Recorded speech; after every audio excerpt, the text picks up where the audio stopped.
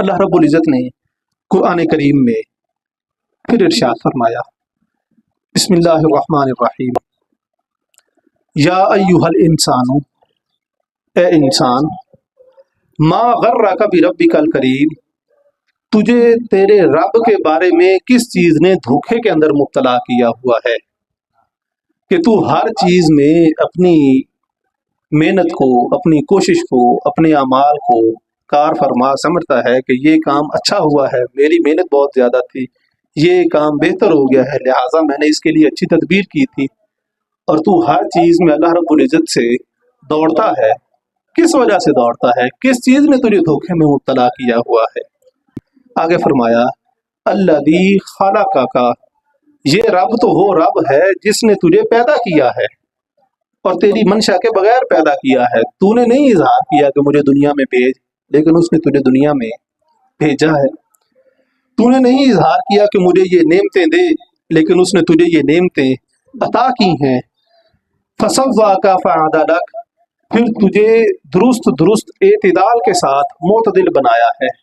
ناک کی جگہ پہ ناک ہے، آنکھ کی جگہ پہ آنکھیں ہیں، کان کی جگہ پہ کان ہیں، ہر ایک چیز اپنی جگہ پہ بڑی اعتدال پہ ہے۔ اگر وہ چاہتا تو اس میں تبدیلی کر لیتا۔ کچھ لوگوں کو آپ دیکھتے ہیں کہ ان کے ناک کے اندر کچھ خرابی آ گئی یا کان کے اندر خرابی آ گئی تو ان کی حیت تبدیل ہو جاتی ہے اور وہ بڑی عجیب محسوس ہوتی ہے۔ اس کے برعکس انسان جو ہے، اللہ رب العزت فرماتا ہے کہ میں نے اسے بڑا معتدل بنایا ہے، ہر ایک چیز اس کی اعتدال کے ساتھ لگائی ہے اور جس جگہ پہ لگائی ہے وہ بڑی اچھی ہے۔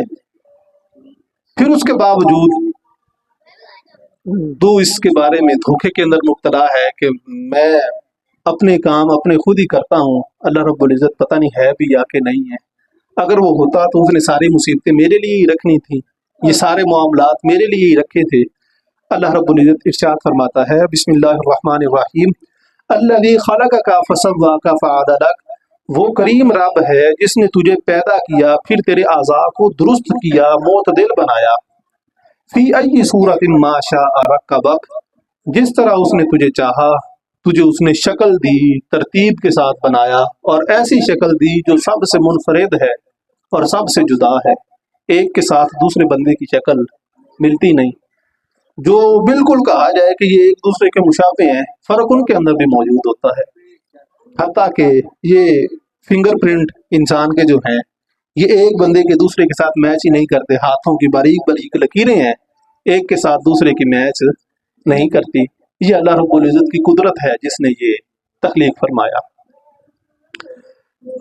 شیخ عبد القادر جیلانی رضی اللہ تعالی عنہ آپ ارشاد فرماتے ہیں کہ تو اپنی نا تجربہ کاری، غفلت اور بھولا پن تیرے اندر موجود ہے، ان چیزوں کی وجہ سے اللہ سے دور ہوتا چلا جا رہا ہے۔